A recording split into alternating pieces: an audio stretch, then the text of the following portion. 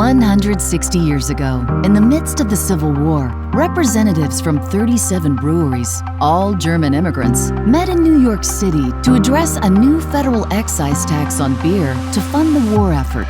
They formed the United States Brewers Association, USBA, with a primary focus on fair taxation, while also pushing back against the temperance movement. In 1920, the rising tide of the temperance movement crested when the federal government instituted prohibition. But the USBA worked with brewers to adapt to and survive these changing political realities. Brewers switched from selling beer to producing goods like yeast, ice cream, syrups, and even processed cheese. Thankfully, in 1933, Prohibition was repealed, with then-President Franklin Delano Roosevelt famously remarking after fulfilling his campaign promise to lift Prohibition on beer, "I think this would be a good time for beer."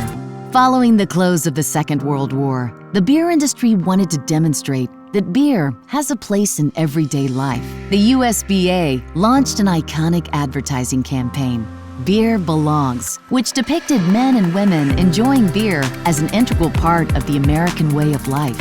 The middle of the 20th century also saw the advent of light beer and aluminum cans, which changed the face of the industry we know today.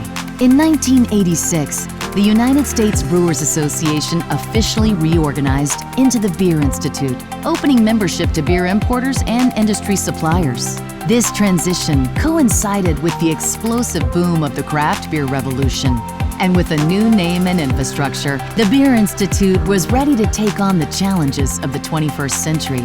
Today, the Beer Institute continues to advocate for sound public policy and fair tax and regulatory frameworks for brewers and beer importers, including passage of the Craft Beverage Modernization and Tax Reform Act, which provided a historic tax break to brewers and importers of all sizes.